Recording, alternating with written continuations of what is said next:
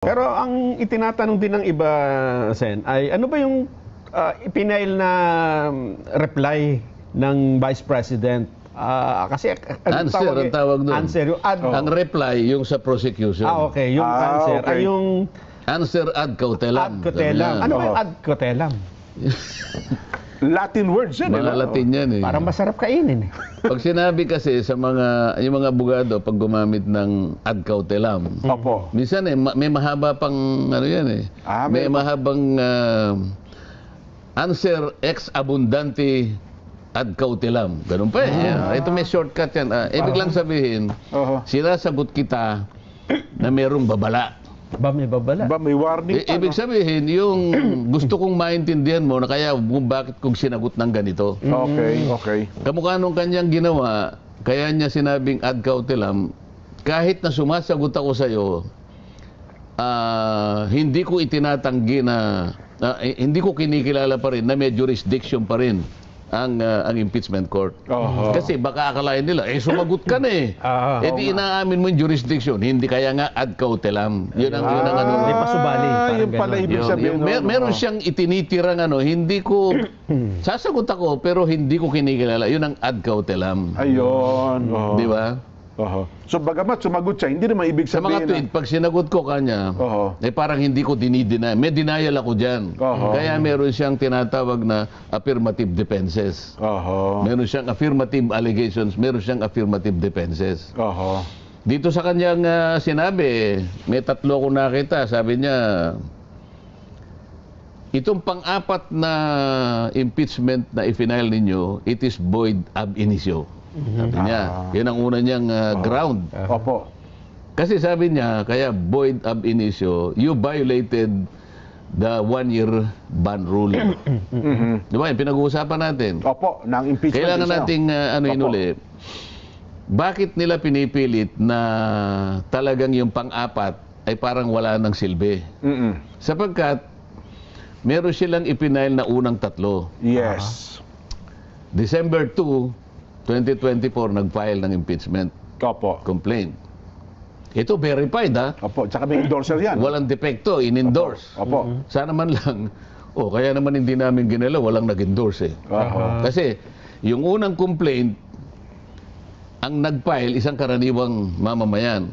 So sa tuntunin, pag karaniwang mamamayan, merong isa man lang Miyembro ng mambabatas. membro ng Kongreso na endorso. Opo. Ito, ang mismong nagano, yung ano, na isang grupo ng tao at inendorso ng isang mambabatas. Di qualified siya. Opo. December 2 yun. December 4, meron na naman. Ganun din, grupo rin ng ano, ng tao at inendorse na naman ng isang mambabatas. Opo. Pangatlo ganun din. Opo. December 19, 2024. Ngayon, hindi nila ginalaw. Sabi ng sagot ni Vice President Sara na totoo naman, sarili niyong tuntunin, hindi ninyo sinunod eh. Ano yung nasa tuntunin? Kapag kanya merong nag-file ng verified complaint sa opisina ng Secretary General, immediately i-refer niya sa opisina ng Speaker. Immediately ha? Hindi ginawa. Kasi pagka, halimbawa, ipinail ngayon, kunyari yung immediate is within 3 days. Kunwari lang. Opo. After 3 days, ini-repair niya na kagad si Speaker. Immediate pa rin yun. O kaya 2 days, kunwari. After 2 days. Kasi marami rin namang ginagawa sigurado ang Secretary General. Boss, bigyan nyo naman ako ng 2 days naman. Yun ang immediate para sa akin. And hindi, ang dami ko rin namang sagutin sa buhay. After 2 days, Pinail. ang sinasabi, immediately. So after 2 days, ginano niya. Pagkaraan naman na ito ay matanggap ng opisina ng Speaker, meron siyang 10 session days para i-repair. Para ilagay sa order of business. Mayroon pala talagang... may mekanismo yan. may schedule talaga. Isasama mo siya sa order of business. Oo. Kasi ibabagsak niya sa Committee on Rules. Ang rules ang maglalagay sa order of business. O kaya nga merong first reading, may ganyan. May second reading, blah, blah, blah. Pagkatapos na ito'y mailagay sa order of business, o dinabasa yung impeachment, sasabihin ng kung sino yung presiding officer, to the Committee on Justice, yun na yun. Ayun. Kasi within 3 session days naman, pagkatapos na mailagay sa order of business, kailangan i-repair mo sa Committee on Justice. So tatlong ano yun eh. Tatlong proseso. Hindi ngayon ginawa ng House of Representatives. Ang tanong, bakit hindi mo ginawa? Ayun na nga. Kasi parang nilagom nila yung yung tatlo, pagtapos ng pagdating ng pang-apat, doon nila Wala tayong problema doon kahit lagumin mo. Kaya lang, ang pinag-uusapan, immediate mong i-repair. Ang pinag-uusapan na natin dito, pabayaan mo na yung December 4 and December 19. Ang una is December 2. Within 10 session days. Bakit nga naman, nabinbin Okay, kailangan bilangin mo alin yung ika-10th day na dapat yon ay ni-repair. Inilagay sa sa order of business. So yun ang punto ng sagot po ni BP Inday? Hindi, tama yun eh. Opo. Kasi yung rules namin sa House of Representatives, kinopya word for word sa Constitution, ganoon din na nakalagay. Ngayon, ang tanong niya, nilabag ninyo yung one year ban. Sabi niya, hindi naman namin, kaya nga hindi nyo ginalaw deliberately hindi nyo ginalaw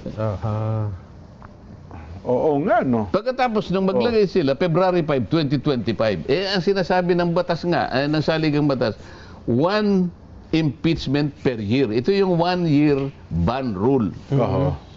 Di nalabag nga. Ayun. Ngayon, paano mong sasagutin nga? Dito lang pwedeng, ayaw muna sabihin kung ano yung gagawin ko, pero dito maraming issue dito. Pero bakit, di ba yung point ata na yan, parang yun din yung point na pinalutang ni Senador Bato de la Rosa nung hinihinging niya na ibasura yung impeachment Maaring proceedings, maulit di ba? yun eh. Kasi doon iikot eh. Ayun, Pangalawa, meron siyang sinabi, there are no statements of ultimate facts in the fourth impeachment complaint. Yung mga ultimate facts, ito yung mga aligasyon. Ito yung mga statements na nakaporma na basis ng claim for defenses. Halimbawa kanina yung example namin, si Nelson dinemanda ka.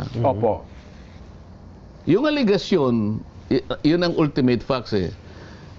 Ako po ang may-ari ng isang pirasong lupa na located po sa ganitong lugar. Sa may Mother Ignacia. Opo, at ang katotohanan po niyan, hindi po, 4 na hektarya po pala. 4 na hektarya yun.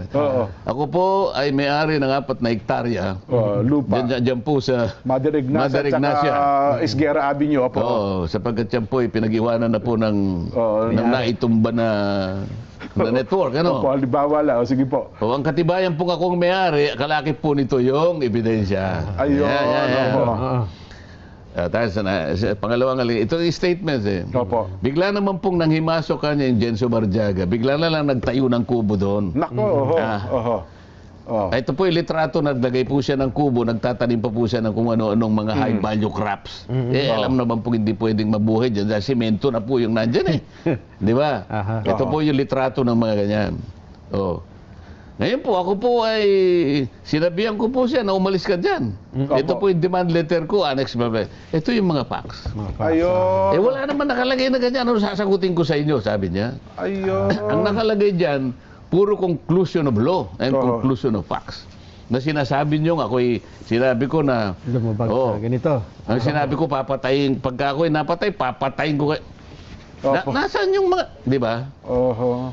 Parang halimbawa, sabi sa may lupa. Sabi niya, conclusion na ganyan. Sa mga tuwid, sabi niya, meron siyang parang general denial eh. Considering, sabi niya na, sa iba't ibang pamamaraan, considering na isinuli sa inyo ang impeachment complaint, Opo. kalakip yung articles of impeachment. Opo. technically, wala akong sasagutin sa inyo eh. Wala na sa inyo eh, sabi sa korte. Kaya nga, ad cautelam. Ibig sabihin, boss, with all due respect, hindi ko naman ho kayo inaano. Sinuli na po ninyo. Ano po sasagutin ko, di ba? Oo nga, no? Bagamat sinasagot ko po, pinaalala ko lang sa inyo. Kaya pala ad cautelam, sabi. Na technically, hindi ko po kayo inaano, ha? Ganito yung banatan dyan eh. Oo. Kung wala naman kang statement of facts, ano sasagutin ko? Ano, di ba?